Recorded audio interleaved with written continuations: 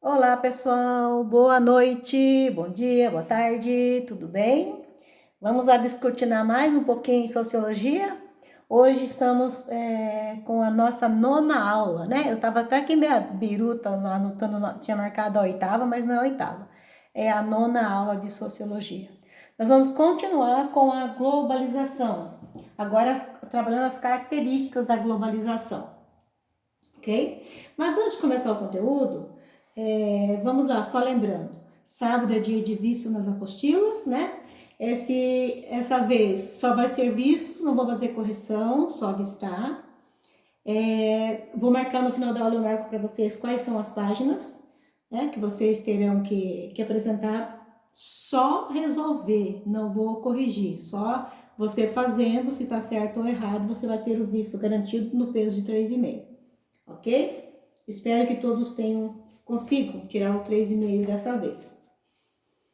Bom, então vamos lá. Descortinando um pouquinho sobre as características da globalização econômica. Vocês sabem que o que facilitou a globalização, em grande parte, foi a tecnologia, né, da comunicação. Eu já tinha feito uns comentários com vocês sobre como demorava chegar as informações que vocês, parece que está tão longe, né? Às vezes não é difícil de perceber, nossa, mas levava tanto tempo para ter notícias, e era, né? Quem viveu nessa época sabe o quanto demorava para chegar as notícias para gente. Hoje é toma lá da cá, aconteceu agora mesmo estamos sabendo. E tudo isso, o que facilita é o quê? É as tecnologias da comunicação, né? Que está aí no nosso meio para ajudar, favorecer, fazer com que as notícias cheguem até nós. E com essa facilidade, essas oportunidades de comunicação, então vem aí, né, o homem aproveitando para globalização da economia, chegando então até nós, facilitando o nosso dia a dia nas compras e vendas e lucros de mercadorias. Na apostila de vocês, lá na abertura da página 13, que tem ali o tema o conteúdo 12, né? Características da globalização econômica. Ali vocês têm as imagens, vocês podem até olhar depois, eu não coloquei aqui na aula, porque vocês têm na apostila, né? E temos aí o ponto de partida. Tem 3 questões para a gente analisar, que geralmente eu peço para vocês fazerem de repente um texto, mas como nessas aulas online eu não vou pedir, ok? Aqui nós temos aqui a primeira questão. Em 2008, inclusive aqui no ponto de partida tem um tênis All-Star na pontinha, vocês percebem aí, olhem na imagem da apostila, depois dá uma olhadinha. Tem aí o tênis, né? O ponto de partida com o tênis All-Star, que é na última moda, todos os adolescentes gostam, e a gente sabe que não é fabricação brasileira, né? A borracha sim, vai daqui para lá, o algodão, mas a gente sabe que não é fabricado aqui. Em 2008, uma crise no mercado imobiliário dos Estados Unidos alastrou-se globalmente. Por que essa crise afetou o mundo todo? Por que a crise afetou o mundo todo nessa época?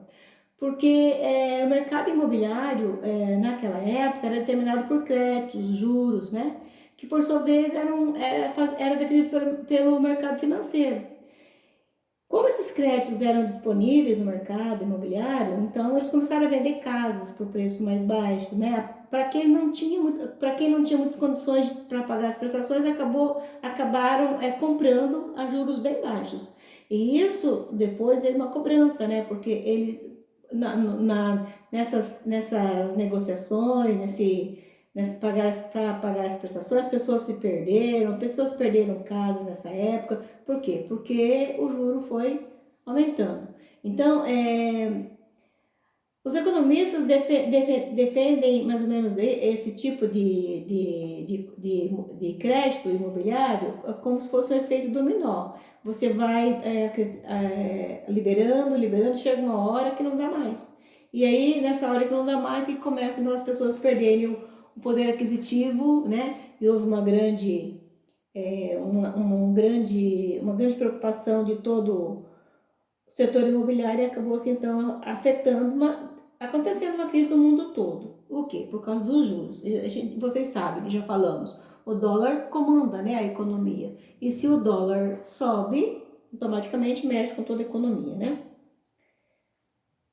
Então, as crises que afetam o mundo todo, através do dólar, acaba afetando o mundo todo, o mercado de todo mundo, né? Então, vamos lá, continuando aqui, então. Agora,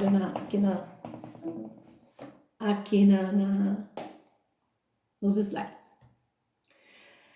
Vamos ver quais são as causas do atual cenário econômico global. Quais são as causas, né? Eu coloquei essa imagem aí do globo com todo, né? O globo todo está na nossa, o cenário econômico está nas nossas mãos. Quais são as características da globalização financeira? É o descompartimentação dos mercados, né? Porque daí acontece a amplitude de todos os mercados mundialmente. A desregulação das atividades financeiras, então começa a ficar desregulado, porque conforme o lucro, conforme as vendas, conforme a oferta e procura, né? Acontece essa desregulamentação. A desintermediação, então não tem intermediário, e sim tem a venda direta, né? Através do mercado financeiro. Concluindo, a integração dos mercados financeiros associada à sua desregulação faz com que a sua instabilidade num determinado mercado geograficamente localizado se transmita aos restantes, uma vez que eles se financiam entre si. Então, a globalização é uma mercadoria, um país negociando com o outro, intermediando com a moeda do local, né? Aqui eu coloquei esse círculo para entender um pouquinho sobre os países, o motivo dos países desenvolvidos e os países subdesenvolvidos. Nós sabemos que o Brasil é um país subdesenvolvido, né? Estamos tentando chegar num país desenvolvido, mas não conseguimos chegar. Então nos países subdesenvolvidos, olha ali, o número 1, o nível tecnológico dele é reduzido, não tem tanta chance, né, da tecnologia. O número 2, a exportação de produtos são menos valorizadas, então se exporta menos, isso pela tecnologia menos desenvolvida. 3, menor captação de recursos financeiros. Se eu exporto menos, se eu não tenho um nível tecnológico bom e eu acabo exportando menos, se eu exporto menos, eu tenho menos captação de recursos. 4, baixo investimento em pesquisa, ciência e tecnologia. Então, se o governo investe em pesquisas e ciência e tecnologia, acabamos também ficando no país subdesenvolvido. E a capacidade de gerar novas tecnologias. Por que será, né? Porque nós não temos pesquisa, nós não temos pessoas que investem, né? Apenas, que vivem de pesquisa, é o mínimo que nós temos. Por isso, nós acabamos ficando nos países subdesenvolvidos. E os países desenvolvidos? Aí nós temos o que acontece. O número 1 do país desenvolvido, o nível tecnológico é elevado. Aí pensamos lá, Japão, China, lembrem? O porquê que eles estão lá, né, lá na frente. Estados Unidos também ali atrás. 2, a exportação dos produtos altamente valorizados. É claro que se tem um nível tecnológico elevado, ele vai acabar exportando mais. Se ele exporta mais, ele vai ter maior captação de recursos financeiros. Se ele tem maior captação de recursos financeiros, é claro que ele vai ter grandes investimentos na pesquisa, ciência e tecnologia. E assim, o desenvolvimento de novas tecnologias é o que facilita o país desenvolvido, né? Então, coloquei esse círculo que dá pra gente analisar, pensar bem, né? Como o país desenvolvido. Isso vocês veem mais em geografia, em história, mais em geografia, né? Não vou ficar me detendo muito a isso, é só para entender um pouco da globalização, ok? Quais são os processos de integração dos países? Aqui eu coloquei aqui uma charge bem interessante. Então, o processo, a liberalização econômica, porque a economia é liberada, né? A revolução dos transportes, a revolução das telecomunicações, a popularização da internet, a internet chega a todos, né? Não no caso nosso, no subdesenvolvido que não chega em todas as comunidades. Homogeneização cultural, então a cultura é mais ou menos, né? Existe um desenvolvimento para todos, não no nosso caso, dá para perceber bem essa diferença, e o processo contraditório economicamente. Aí aqui do lado, as pessoas chegaram ali, está tendo uma festa da globalização, e ali o lugar da entrada é permitida. Então eles chegaram, né, olha bem, são pessoas simples, né, pessoas humildes, chegaram para a festa da globalização. Vamos pensar, países simples, países mais humildes, países menos desenvolvidos, chegaram para a festa da globalização. E, na verdade, ali na frente ele fala, pela entrada de serviço. Então, não entramos pela porta da frente, porque nós não somos desenvolvidos, nós somos subdesenvolvidos. Né? Então, assim, é uma crítica, né, em cima da globalização. A globalização veio para quem pode mais, chora menos, né? Quem pode, pode. Quem não pode, como diz aquele ditado, se sacode. Na prática, a novidade do mercado na globalização está na velocidade de circulação dos fluxos de capital, que eles viajam pelo mundo em busca de maior lucratividade possível. Veja as imagens, vejam os produtos que tem aí. McDonald's, a Shell, né, que é combustível, a Ford, a Coca-Cola, o óleo móvel, que é o óleo para o biscoito, como que é o nome mesmo? Clube Social. Aí assim, esses produtos viajam o mundo todo. E ele viaja o mundo todo porque ele está em busca de lucratividade. Onde ele mais vende, né, é onde ele vai comercializar. Onde o lucro é maior, está ali a prática da circulação. Então a globalização serve para isso, né? É uma viagem dos produtos e no qual as pessoas, os fabricantes, os empresários, estão ali obtendo uma maior lucratividade dos seus negócios. Então, para que aconteça essa lucratividade, essa viagem dos produtos e do capital, eles precisam do quê? Precisamos do quê? Da internet, né? De toda a tecnologia. Então, ó, o que mais chama atenção é a presteza e a facilidade de circulação dos fluxos de dinheiro pelo globo. Eles têm mais liberdade para superar as diversas fronteiras nacionais por causa da denominada desregulamentação. Então, é essa liberdade de superar as fronteiras. Passa sem fronteiras a viagem, e é através do quê? Da comunicação, da telecomunicação, da tecnologia, do comércio, né? Dentro do comércio, dentro da microeletrônica, da informática, que é o que faz com que aconteça essa viagem desse dinheiro, né? Desses produtos com maior lucratividade para os empresários. O fluxo de capital é favorecido pelo avanço das novas tecnologias da informação e da comunicação.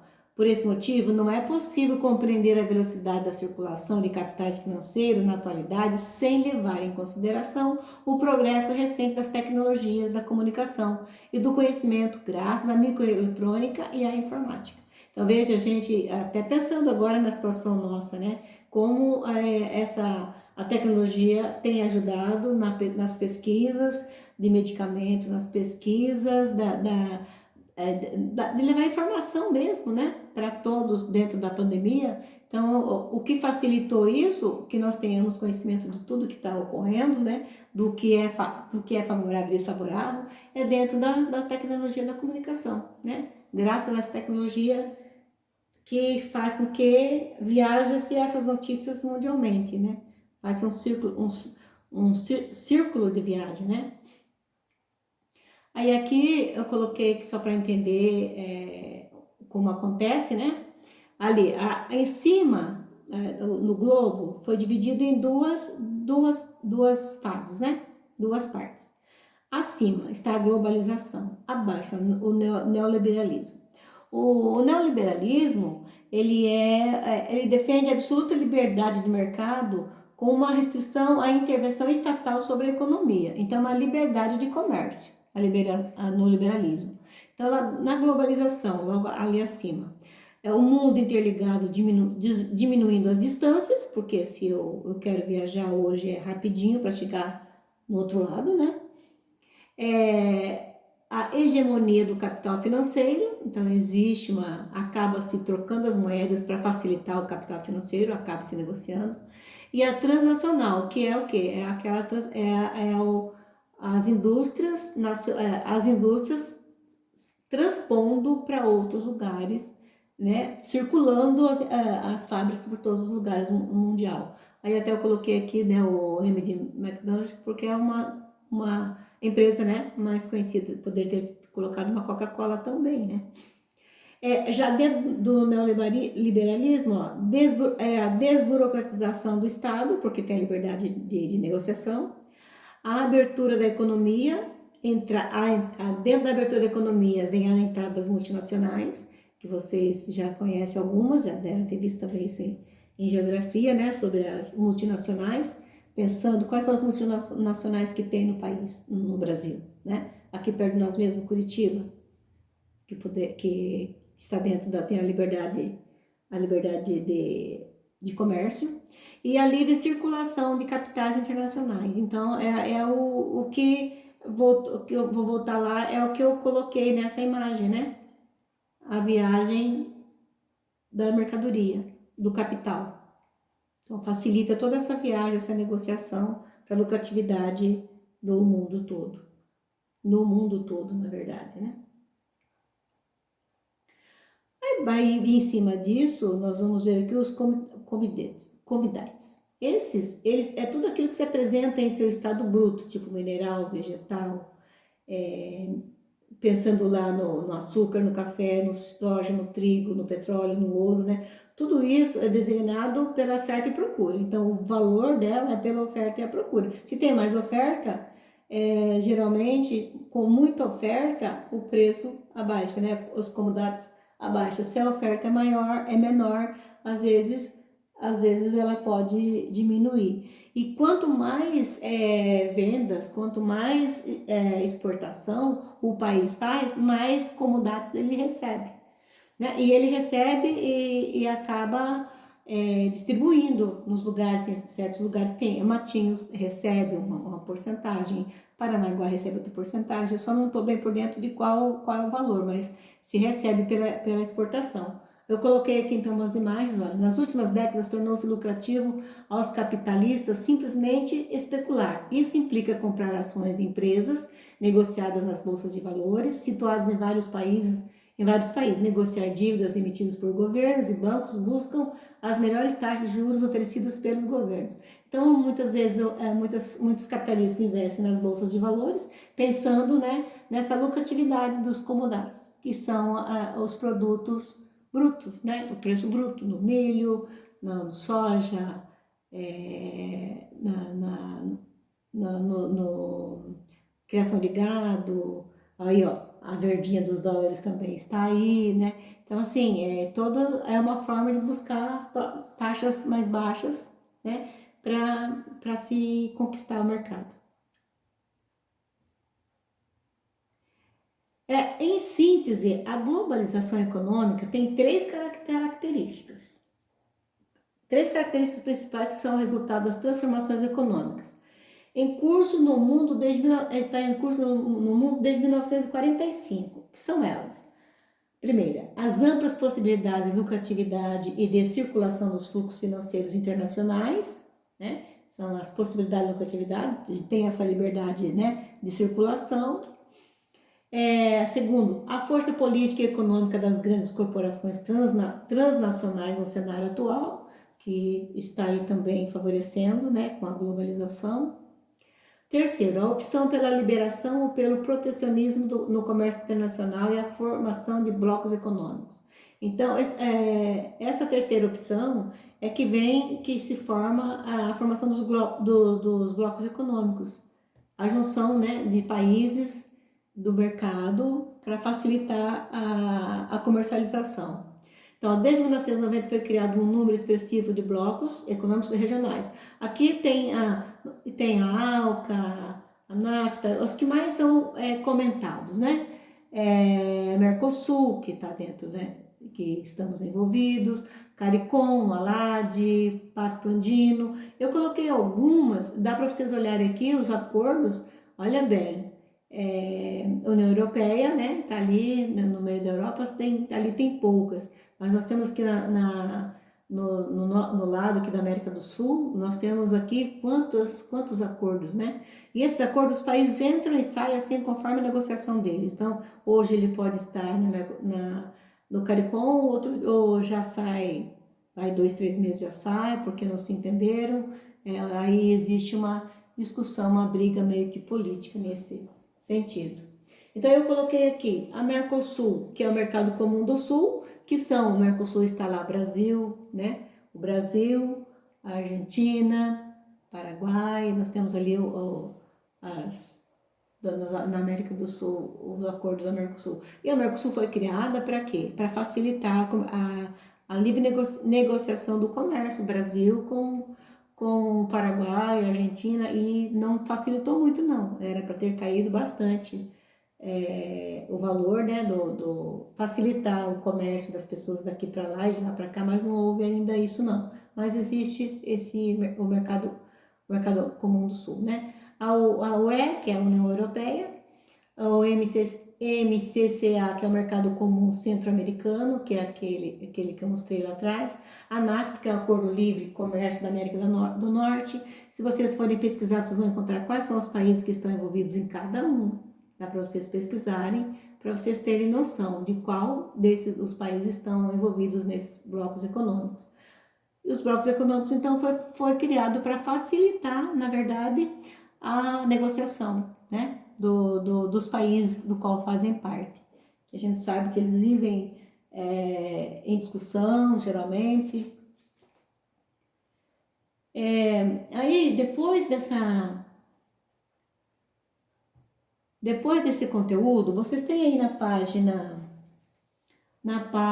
15, uma atividade para ser feita na leitura sociológica, tá? Então, o texto é na página 15, vocês vão responder lá na página 16, é só esse primeiro exercício ali, não tem, que está na página 16, tá? A atitude sociológica. Então, vamos lá, o texto está na página 15 e a resolução está na página 16, que é apenas uma atividade. Eu vou fazer uma leitura prévia da leitura sociológica, só para vocês, depois só irem na apostila para vocês resolverem a questão. Em todo o mundo, bancos, corretoras e fundos de investimento possuem em seus quadros especialistas, alguns deles com o prêmio Nobel em seus currículos. Em lucrar com a variação do preço de moedas, taxas de juros, empresas, imóveis, petróleo, até produtos agrícolas. Negociam diariamente bilhões de dólares, mas não são tão interessados em fabricar produtos ou gerar empregos. Procuram unicamente chances de ganhar dinheiro no menor intervalo de tempo possível e, para isso, possuem escritórios em locais tão diferentes como a Tunísia e a Tailândia. Quando encontram oportunidade, sua ação é comparada a de piranhas que descobrem sangue no animal que atravessa o rio. Se acham que o dólar pode subir, investem no dinheiro que tem e o que não tem na compra da moeda, num ataque tão violento que o dólar acaba mesmo subindo. Então, essa leitura só mostra o quê? Para fazermos análise de que esses grandes investidores, né, só pensam em lucrar. Então, eles negociam o tempo todo, eles negociam todo quanto é tipo de produtos que aparecem, né? Imóveis, petróleo, produtos agrícolas. Eles investem bilhões de dólares nesses produtos. No entanto, eles não são interessados em gerar empregos. Não é como uma multinacional que vem, monta uma empresa no Brasil e contrata, né? Acaba fornecendo, desenvolvendo uma parte econômica do país, porque oferece empregos, mesmo que sejam os salários mais baixos, mas acabam oferecendo.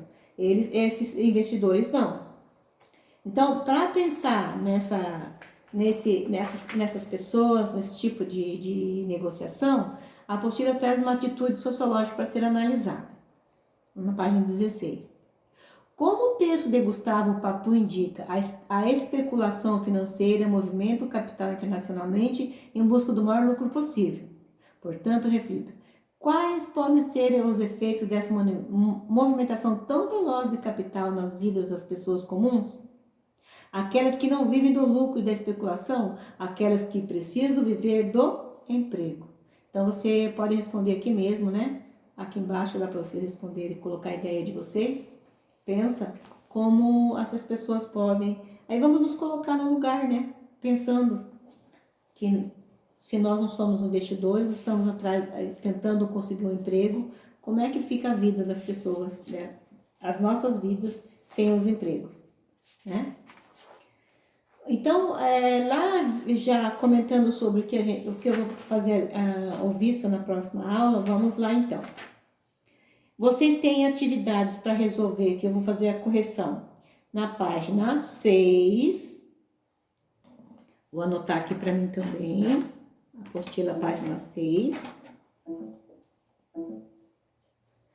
Aí vocês têm outra atividade, são atividades curtas, né? Na página 7, leitura sociológica. Depois, na página 8. Depois da página 8, a gente vem para a página... Essa em grupos eu não pedi, da página 11 não. Aí vocês vêm para a página 12, que é hora do estudo. Depois, a próxima atividade é a de hoje, que é na página 16. Lá, essa atitude sociológica lá em cima. Então, são essas atividades que eu vou listar na aula e que vocês não podem deixar de fazer. E vejam que a maioria é tudo com palavras de vocês. A grande maioria são palavras de vocês. Só na hora de estudo que não, vocês têm que responder ali, ler e responder, fazer a dissertação. A grande maioria são para você escrever com suas palavras, certo? E tem aqui na página 8, é uma pesquisa, né? Que é para ser resolvida, para vocês pesquisarem os produtos de exportação de um país, colocar o que ele mais importa, a moeda do país, qual é a moeda que é usada, né? Aqui fala que é para compartilhar, nós não vamos compartilhar no momento, vocês vão apenas colocar a resposta à pesquisa que vocês fizeram aí. Ok, pessoal? Então, a aula de hoje é essa, né? Pensando nessas atividades de tarefa que vocês têm que fazer para entregar para mim no sábado. E vou lembrar, não posso esquecer. A Tamara está usando a apostila de alguém, uma apostila já usada. Tamara, você procura resolver, apaga o que está escrito, porque a gente sabe se você apagou ou não. Apague, escreva com as suas palavras para você ter o visto dessa vez. Porque senão você corre o risco de ficar perdendo nota, como você podia ter tirado 3 na passada e você não conseguiu tirar 3. Porque já tinha um visto lá, inclusive um visto meu, né? Vocês esquecem desse item, né? Dessa situação. Então, assim, não quero, se você está usando a apostila do outro, não tem problema. Mas apague e faça com a tua letra, ok? Qualquer um de vocês que seja, eu acho que dessa turma só a Tamara, se eu não estou enganada. É só ela que está usando a apostila de ouro. Beleza, pessoal? Então, por hoje é só. Depois vou gravar as aulas de filosofia. E tô com saudade de vocês, vontade de conversar, porque a aula assim é ruim, mas é o que nós temos para hoje, né? Espero que todos estão bem e com vontade de fazer as atividades, pensando na tua aprendizagem. Que você tem que ser responsável pela tua aprendizagem. Você tem que ir atrás e agora a gente está percebendo quem está correndo atrás e quem está esperando, né? Eu já percebi que a visualização da aula passada quase ninguém viu, só tem, se eu não estou enganada, 7 visualizações. Por favor, estão deixando para cima da hora. Depois vocês não dão conta, ok? Espero que todos vejam as aulas e façam todas as atividades. Beijão, pessoal!